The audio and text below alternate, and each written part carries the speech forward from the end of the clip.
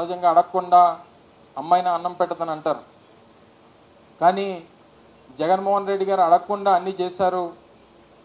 కానీ ఇంకా ఏం కోరుకున్నారో ప్రజలు అనేటువంటిది తెలుసుకోలేకపోయారని అనేటువంటి దాని మీద పార్టీగా వైఎస్ఆర్ కాంగ్రెస్ పార్టీ నాయకత్వం అంతా కూడా గౌరవ పెద్దలు పార్టీ అధ్యక్షులు వారు జగన్మోహన్ రెడ్డి గారి నాయకత్వంలో రాష్ట్రంలో ఉన్నటువంటి ముఖ్య నాయకులు, పార్టీ పెద్దలు, పోటీ చేసినటువంటి అభ్యర్థులు అందరం కూడా కలిసి మళ్ళీ దీని మీద సుదీర్ఘమైనటువంటి చర్చ జరగాల్సినటువంటి అవసరం ఉంది.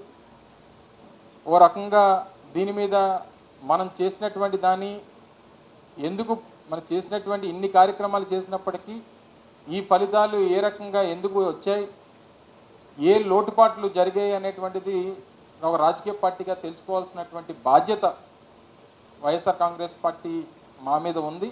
దాన్ని తెలుసుకునేటువంటి కార్యక్రమం చేస్తాం. దీనివల్ల తప్పు జరిగింది అని అనుకున్నప్పుడు డెఫినెట్గా దాన్ని అధిగమించి వచ్చేటువంటి రానున్నటువంటి రోజుల్లో దాన్ని సరిదిద్దుకునేటువంటి ప్రయత్నం కూడా వైఎస్ఆర్ కాంగ్రెస్ పార్టీ చేస్తుందనేటువంటి విషయాన్ని కూడా ఈ సందర్భంగా తెలియజేస్తా ఉన్నాం.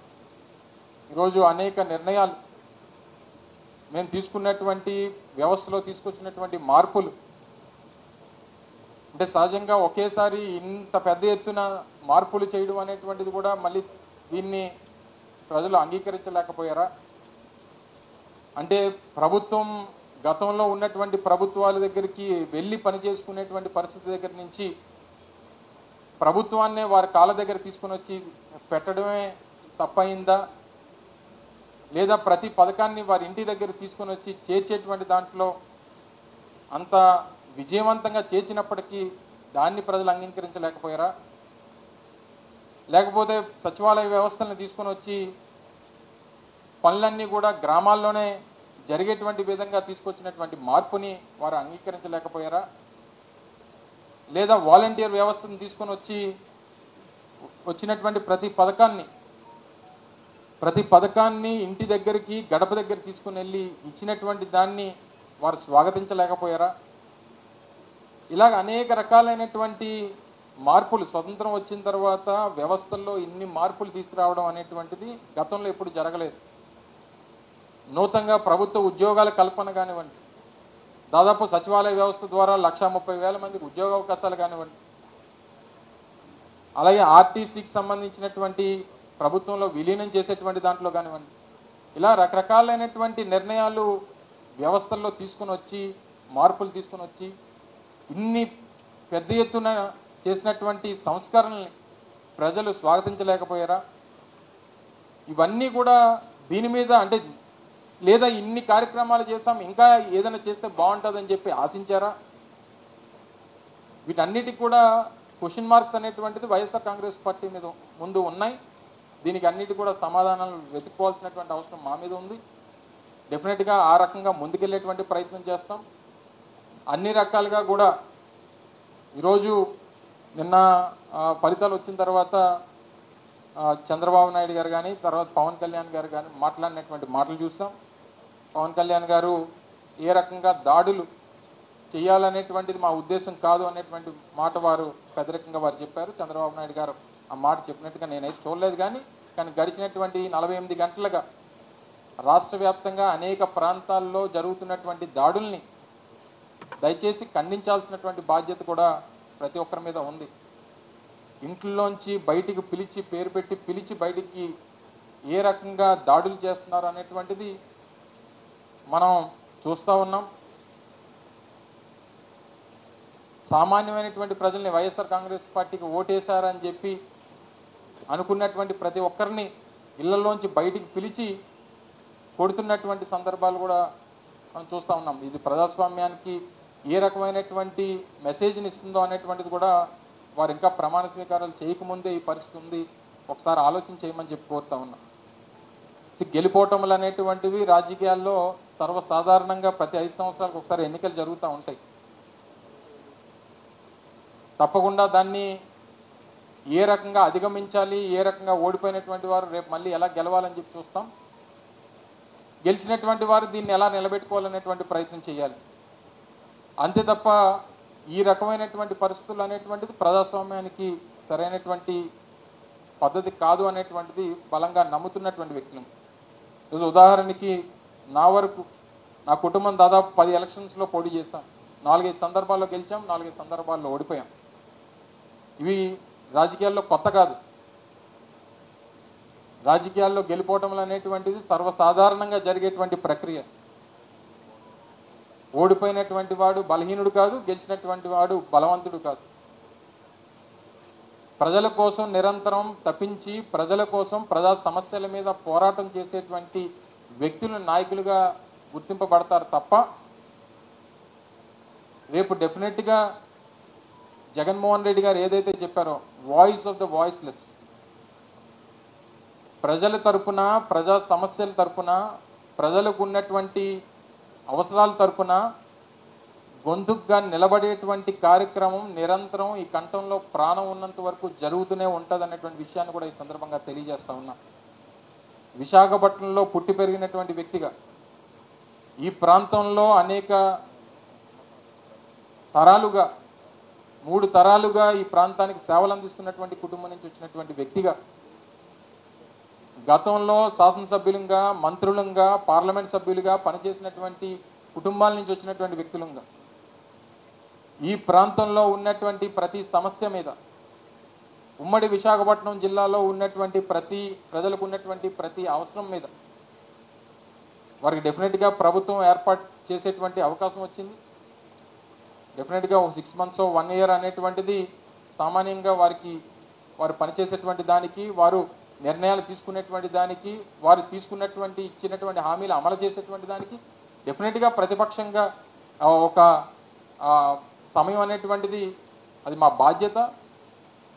రేపే అన్నీ చేయాలని చెప్పి అడిగేటువంటి అమాయకత్వం మాకు లేదు. సహజంగా వారు పని చేసేటువంటి దానికి సమయం ఇస్తాం. వారు ఇచ్చినటువంటి హామీలు నిలబెట్టుకునేటువంటి దానికి వేచి చూస్తాం. డెఫినెట్గా ప్రజలు ఏదైతే నమ్మి ఓటేశారో దాన్ని అమలు చేసుకునేటువంటి దాంట్లో ఏదన్నా లోటుపాట్లు ఉన్నప్పుడు డెఫినెట్గా వారి తరఫున మాట్లాడేటువంటి ప్రయత్నం, ఆ కార్యక్రమం కూడా మేము చేసేటువంటి బాధ్యత తీసుకుంటామని చెప్పి తెలియజేస్తూ ఉన్నాం. సో ఈ రకమైనటువంటి ప్రక్రియలో ఒక ప్రధానమైనటువంటి అంశం, ముఖ్యంగా వైఎస్ఆర్ కాంగ్రెస్ పార్టీకి చెందినటువంటి క్యాడర్లో, అంటే నా వరకు ప్రభుత్వంలో పనిచేసినటువంటి మంత్రిగా, శాసనసభ్యుడిగా ఇవన్నీ చేసినప్పటికీ అంటే నా వరకు ఎన్నికల్లో కనిపించినటువంటి ఒక లోపం వైఎస్ఆర్ కాంగ్రెస్ పార్టీలో ఉన్నటువంటి కార్యకర్తలు. ఎందుకంటే వ్యవస్థలో తీసుకొచ్చినటువంటి మార్పుల్లో జగన్మోహన్ రెడ్డి గారు ముఖ్యమంత్రిగా వారు తీసుకున్నటువంటి నిర్ణయాలు, వ్యవస్థలో తీసుకొచ్చినటువంటి మార్పులు, ఈ సంస్కరణలో భాగంగా వైఎస్ఆర్ కాంగ్రెస్ పార్టీ కార్యకర్తల్ని వారికి ఇవ్వాల్సినటువంటి గౌరవం ఇవ్వలేకపోయామేమో అన్నటువంటి ఒక ఆలోచన నాకు వ్యక్తిగతంగా, నేను ఎన్నికల్లో ప్రచారం చేసినప్పుడు కానీ లేదా మంత్రి హోదాలో నేను పనిచేసినటువంటి సందర్భాల్లో కానీ కార్యకర్తలతో మాట్లాడినప్పుడు కానీ ఉన్నటువంటి మాట, రాష్ట్ర వ్యాప్తంగా ఉన్నటువంటి మాట వాస్తవం. కార్యకర్తల్ని అంటే వాలంటీర్ వ్యవస్థ, సచివాలయ వ్యవస్థ, గ్రామాల్లో పారదర్శకత తీసుకురావాలి, పాలనలో పారదర్శకత తీసుకురావాలి, శాచురేషన్ పద్ధతిలో ప్రతి ఒక్కరికి మంచి చేయాలి. ఎక్కడ కూడా తెలుగుదేశమా లేకపోతే వైఎస్ఆర్ కాంగ్రెస్ పార్టీయా లేకపోతే ఇంకో పార్టీయా అనేటువంటి చూడకూడదు. అంటే ఒకవేళ మన పార్టీ నాయకులు అయితే ఆ పరిస్థితుల్ని దానికి ఏదన్నా తావిస్తారేమో అనేటువంటి ఒక ఆలోచనతో ముఖ్యమంత్రి గారు ఆ రోజు ఈ వ్యవస్థను తీసుకొచ్చి మార్పులు తీసుకొచ్చేటువంటి క్రమంలో వైఎస్ఆర్ కాంగ్రెస్ పార్టీ కార్యకర్తలను కాస్త నెగ్లెక్ట్ చేశాం అనేటువంటి మాటను అంగీకరించాల్సినటువంటి అవసరం ఉంది. వ్యవస్థల్లో మార్పులు తీసుకొచ్చేటువంటి దాంట్లో నాయకత్వాన్నో కార్యకర్తలను నెగ్లెక్ట్ చేయాలనేటువంటి ఉద్దేశం కాదు. ఈరోజు ఉదాహరణకి ఒక పెన్షన్ ఇవ్వాలన్నా, ఒక రేషన్ కార్డు ఇవ్వాలన్నా, లేదా ఒక ఇళ్ల పట్టా ఇవ్వాలన్నా, లేదా ఇంకొక పథకం ఇవ్వాలన్నా ఆ గ్రామాల్లో ఉన్నటువంటి సచివాలయం దగ్గరకో వాలంటీర్ దగ్గరకు వెళ్ళేటువంటి పరిస్థితి ప్రభుత్వంగా మేము తీసుకొచ్చాం తప్ప సహజంగా కార్యకర్తల్ని బలోపేతం చేసేటువంటి దానికి ఇవన్నీ కూడా దూరం అయిపోయాయి. ఎందుకంటే పూర్వం రోజుల్లో ఒక పెన్షన్ కావాలన్నా, ఒక రేషన్ కార్డు కావాలన్నా, ఒక పథకం కావాలన్నా, ఒక ఇళ్ళపట్ట కావాలన్నా గ్రామాల్లో ఉన్నటువంటి నాయకత్వం దగ్గరికి వచ్చేవారు ప్రజలు. గ్రామాల్లో ఉన్నటువంటి నాయకుల దగ్గరికి వచ్చేవారు. కానీ జగన్మోహన్ రెడ్డి గారు తీసుకొచ్చినటువంటి సంస్కరణలో భాగంగా సచివాలయం దగ్గరకో వాలంటీర్ దగ్గరకు వెళ్ళేటువంటి పరిస్థితి తీసుకొని వచ్చాం. తద్వారా గ్రామాల్లో ఉన్నటువంటి నాయకత్వం కాస్త వీకెన్ అయింది అనేటువంటిది గ్రౌండ్ లెవెల్లో ఉన్నటువంటి వ్యక్తిగా డెఫినెట్గా నేనైతే దాన్ని పూర్తిగా నమ్ముతాను. సో డెఫినెట్గా కార్యకర్తల తాలూకా, ఎందుకంటే 2019లో వైఎస్ఆర్ కాంగ్రెస్ పార్టీ గెలవడానికి 2009లో రాజశేఖర రెడ్డి గారు మరణించిన తర్వాత 10 సంవత్సరాల పాటు ప్రజల్లో పోరాటం చేసి అనేక ఇబ్బందుల్ని ఎదుర్కొని 10 సంవత్సరాల్లో పార్టీని ఈ స్థాయికి తీసుకుని వచ్చి 2019లో ఒక గొప్ప మెజారిటీతో జగన్మోహన్ రెడ్డి గారు అధికారంలోకి వచ్చినటువంటి దానికి కారకులైనటువంటి వారు, పునాదులైనటువంటి వారు. డెఫినెట్గా ఆ కార్యకర్త, వైఎస్ఆర్ కాంగ్రెస్ పార్టీ కార్యకర్తలు ఏ రకంగా పార్టీకి పునాదులుగా ఉన్నటువంటి వారిని, మనం తీసుకున్నటువంటి నిర్ణయాలు డెఫినెట్గా ప్రజాస్వామ్యంలో ప్రజలకి మంచి చేయాలనేటువంటి ఉద్దేశంతో జగన్మోహన్ రెడ్డి గారు చేశారు. తద్వారా అర్థం చేసుకుంటారనేటువంటి ఆలోచన పార్టీ నాయకత్వానికి మాకు ఉండేది. కానీ దాన్ని డెఫినెట్గా వారు అనుకున్నటువంటి దానికి రీచ్ అవ్వలేకపోయాం అనేటువంటిది కూడా బలంగా నేను నమ్ముతా ఉన్నా. సో దాన్ని ఏ రకంగా ఓవర్కమ్ చేయాలనేటువంటి దాంట్లో కూడా పార్టీ పూర్తి స్థాయిలో పెద్దలు జగన్మోహన్ రెడ్డి గారితో కలిసి కూర్చొని ఏ రకంగా దాన్ని ఓవర్కమ్ చేయాలనేటువంటి ప్రయత్నం కూడా పూర్తి స్థాయిలో చేస్తాం. సో ఇవన్నీ ఒక ఎత్తున జరుగుతూ ఉంటాయి. ఇదంతా రాబోయేటువంటి కాలంలో తీసుకునేటువంటి ఆలోచనలు అని చెప్పి మీ ద్వారా తెలియజేస్తూ ఉన్నాం.